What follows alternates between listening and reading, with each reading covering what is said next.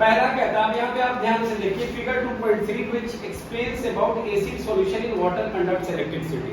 अब इसको सिंपली अगर हम लोग पुराने बेसिस के हिसाब से पढ़े तो हम लोगों ने पढ़ा था कि अगर जैसे एक बल्ब है, ठीक है, दो बल्ब है और दो बल्ब के लिए हमारे पास दो सॉल्यूशन है, एक एसिड सॉल्यूशन एक बेसिक सॉल्यूशन है। तो हमने ये देखा था कि जो हाईली एसिडिक होते हैं उनमें से आयंस जल्दी पास करते थे और बल्ब बड़ा अच्छा ग्लो कर रहा था। बल्ब का अच्छा ग्लो करना shows कि acid conducts electricity because the acid releases hydrogen ions, and if something is releasing ions it means it is compatible with flowing the charges। यानी कि ऐसी चीज जिसमें से आयंस पास करते हैं वो चीज में क्षमता होती है चार्ज को एक जगह से दूसरी जगह तक लाना। जिस तरह मैंने पढ़ा है बच्चों, आप लोगों ने भी पढ़ा होगा अपनी क्लास में, क्लास 10 की करंट इलेक्ट्रिसिटी में, flow of charge is known as electricity. हाँ है ना, फ्लो ऑफ चार्ज, यानी कि यहाँ पर फ्लो चार्ज हो रहा। अब क्या हुआ कि एक सॉल्यूशन लिया था हमने, उस सॉल्यूशन में ग्लूकोज था, अल्कोहल था, हाइड्रोक्लोरिक एसिड था, सल्फ्यूरिक एसिड था। अब क्या किया कि हमने, अगर आपसे ये कहा जाए कि भाई अगर दुनिया में प्रत्येक चीज जो हाइड्रोजन रिलीज करती है उसे एसिड कहते हैं, तो फिर जो हमारा ग्लूकोज है उसमें तो हाइड्रोजन 12 है, C6H12O6, इतना सारा हाइड्रोजन है, कार्बन और ऑक्सीजन से ज्यादा हाइड्रोजन है, तो क्या glucose is a acid, is an acid? हाँ या ना? No sir. क्यों क्यों बताओ बताओ, ऐसा कुछ नहीं है, लाइफ सेशन चल रहा है, बताइए। अपने मुखार बिंदु से खूंखार शब्दों का प्रयोग करें, आइए ज्ञान का आदान प्रदान हो। नहीं, ऐसा क्यों, ऐसा क्या सिचुएशन था हमारे साथ कि हम लोग इस तरह की चीजों को समझ नहीं पा रहे हैं। लॉजिक हमने बनाया, एक चैप्टर को पढ़ा कि anything any substance which releases H+ ion is called acid. H+ ion release करने वाले ऑब्जेक्ट को हमने क्या कहा? एसिड कहा। इसका मतलब जरूर है कि ग्लूकोज अगर एसिड नहीं है तो इसलिए क्योंकि ग्लूकोज H+ आयन रिलीज नहीं करता, दैट्स ऑल। समझ में आया? ग्लूकोज H+ आयन रिलीज नहीं करता है, दैट इज व्हाई ये एसिड नहीं। अब आपके पास फिर एक क्वेश्चन होता है, क्यों नहीं रिलीज करता? हाँ, due to bonding, due to intermolecular force of attraction between carbon, hydrogen and oxygen, it doesn't allows. मतलब हम यहाँ पर शुभम सत्यम के साथ बैठे हैं, लेकिन हम तीनों की बॉन्डिंग इतनी अच्छी है कि हम लोगों ने एक दूसरे के बीच में ऐसी बॉन्डिंग कर ली है कि कोई चौथा आ नहीं सकता और तीसरे को जाने दिया जा नहीं सकता है। नहीं समझे मेरी बात? no. जैसे शुभम, सत्यम और सुमित मिल करके, तीनों लोग मिल करके जो इसकी कमी है, मान लो इसके पास पैसे कम है तो मैंने दे दिया, इसके पास कपड़े कम है इसने दे दिया, और ये मेरे पास कुछ और एबिलिटीज की कमी है तो इसने मुझे दे दिया, तो जो मेरी जरूरत थी अगर इनसे पूरा हो गया तो मैं इनको दोस्त क्यों बनाऊंगा? जैसे the reaction between metal and non metal is for sharing the electrons. हाँ या ना? Yes sir. बचपन से पढ़ा आपने कि मेटल और नॉन मेटल कोई भी चीजें आपस में टकराती हैं और कुछ बनाती है तो इसलिए क्योंकि दोनों के पास इलेक्ट्रॉन्स कम या ज्यादा होता है। जिसके पास ज्यादा है दैट इज मेटल, जिसके पास कम है वो नॉन मेटल। तो ठीक उसी प्रकार से यहाँ पे अगर कोई रिएक्शन हो रहा है या हम किसी चीज को एसिड बताएंगे तो उसको किसी अन्य चीज से रिएक्ट कराने के बाद अगर हाइड्रोजन रिलीज होगा तब तो नहीं ना। तो आपने क्या किया कि जैसे ग्लूकोन डी का ऐड देखते हैं तुरंत शक्तिदायक कोई नहीं, हाँ। ग्लूकोन डी दे सका, आपके पास पानी नहीं, चम्मच से फाँक लिए छत पर से कूद गए नहीं सर। क्यों? क्योंकि ग्लूकोन डी है, बीच में सूर्य पाइप लगा करके आपका खोपड़ी में सारा एनर्जी चूस गया स्कूल के बस उतरते हुए, जो नहीं ऐड हुआ था। हाँ। उसमें ऐड में से एक लड़का निकलता है कि पंखे बन गया, सिम्फनी का ऐड देखे ही होंगे, दूध बोतल लेके सोफा मर जाते हैं, पंखा उनखा बन गया, झरना, सिम्फनी, अब तो कुछ कर। तो कूलर को ऐसा फील करा देते हैं टीवी के ऐड में कि कूलर एसी का बाप है। एसी तो किसी यूज का ही नहीं, कूलरवा की हवा में से 8-10 बर्फ का टुकड़ा उड़ता हुआ दिखाई देता है। अब जो गाँव के कम पढ़े लिखे या सत्य जैसे लोग हैं वो जाकर के तुरंत खरीद लेंगे, कहेंगे यार एसी तो खाली हवा देता है, तो बर्फ का टुकड़ों फेंकता है, दोनों चीज में काम आता है, खाने में भी और पीने में भी, दोनों। समझा कर?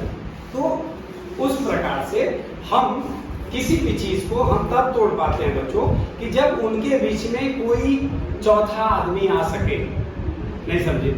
हम लोगों ने चैप्टर 1 में पढ़ा था कि combination means when two elements combine together to form a new product with new properties। हाँ या ना?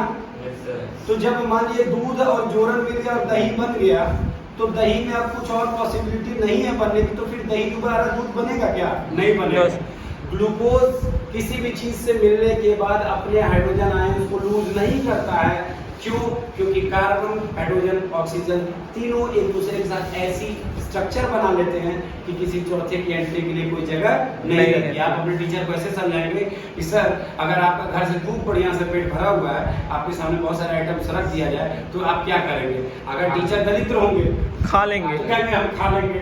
ये भी हो सकता है कि बेटा ये चीज दोबारा पहली बार देखे आकर, या कहेंगे प्रेम से लाए तो घर खा लेंगे। अच्छा, वो भी है ना, मतलब एक अनुभव वाली बात है कि या तो एकदम हफ्सी है, जीवन में नहीं पाए तो खा जाएंगे, और अगर उन्होंने खा रखा है तो कहेंगे हम नहीं खाएंगे। यहाँ पे ग्लूकोज इस तरह से कार्बन और ऑक्सीजन का दोस्त बन गया, उसको मतलब ही नहीं कि हमारा हाइड्रोजन को कोई टच करे हमारे बीचों बीच। समझ गए बात को? कितने लोग समझ गए इस चीज को? सब लोग समझ गए। अब नेक्स्ट क्वेश्चन, वीडियो जो बन रहा है वो इसलिए बन रहा है कि ये लाइव एक्टिविटीज आपके पेरेंट्स को दिखाया जाए कि आप क्लास में कितने अच्छे हैं। आप समझ नहीं रहे, इसलिए तो मैं स्टूडियो फिट नहीं बनवा रहा हूँ, लाइव बनवा रहा हूँ। देखो सारे बच्चे देखें। ऑनलाइन वाले बच्चे जो ऑनलाइन अभी देखते हैं ना, वो इस तरह की वीडियोस को ज्यादा लाइक करते हैं, क्योंकि उनको लगता है कि हमारे जैसे 10 लोग वहाँ बैठे हैं। आपको यहाँ पर ये करना चाहिए कि आप ये बोले कि सर मुझे ये क्वेश्चन बताइए, ऐसा क्वेश्चन आएगा तो हम कैसे करें, ताकि मैं आपको कुछ बढ़िया बता सकूं। Have you any question in acid bases और सॉल्ट राइट नाउ? कोई क्वेश्चन है? कोई क्वेश्चन है? नहीं। Now I will give you some question.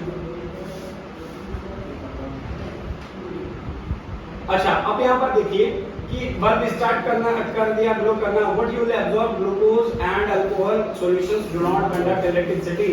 Flowing of bulb indicates that there is flow of current through the solution. जैसे 4 solutions थे, 4 बर्तन में था, किसी में ग्लूकोज था, किसी में सल्फ्यूरिक एसिड, किसी में HCl था, कहीं कहीं अलग अलग चीजें थी। तो जिसमें से ये कॉर्क डालने के बाद बल्ब ने ग्लो किया, वो सारे एसिड्स कहलाए, क्योंकि उसने आयंस को पास किया। और जिन सॉल्यूशंस में बल्ब नहीं जला वो क्या कहलाया? नॉन आयनिक, यानी कि वो उसने नहीं किया, यानी कि वो एसिड नहीं। सो इससे एक क्वेश्चन आपका बनता है, यहीं पर आपका क्वेश्चन बनता है कि why glucose and alcohol solution do not conduct electricity? Why? Because they both don't release H plus ions. Shivan, now tell me one thing. Acid contains H plus ion as cation and anions such as Cl minus in HCl, NO3 minus HNO3, SO2 4 जो दिया हुआ है. Since the cation present in acid ClH plus, they suggest that acid produce hydrogen ions. So अब हम यहाँ पे question हम बना रहे हैं, आप इसको बताइएगा आंसर कि how does acid produces hydrogen ions? How does acid produces H plus ions? बताइए।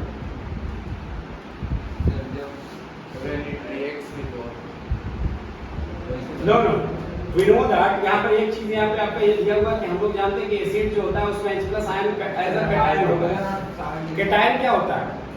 प्लस। और एनायन क्या होता है? माइनस। तो जो प्लस होता है वो डिसोसिएट होगा, प्लस क्या होगा? डिसोसिएट होगा, रिलीज होगा, इस वजह से उसे एसिड कहेंगे। बात समझ रहे हैं? प्लस ही खुद को रिलीज करके मतलब खत्म करेगा ना, एक ये हो गया आपका। Now repeat same activity using this alkalis and whatever जो भी है, what would you conclude about the results of the activity? Let me tell you one thing very clearly, all the students of class 10.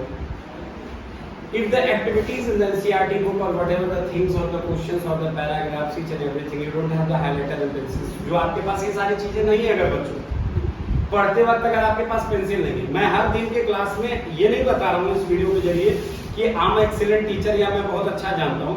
मैं सिर्फ ये आपको बताना चाह रहा हूँ इस क्लास के जरिए कि बच्चों अगर आपका ध्यान प्रत्येक लाइन पे है तो आपके मन में क्वेश्चन ऑफ इंट्रोगेशन लगभग आता ही रहेगा।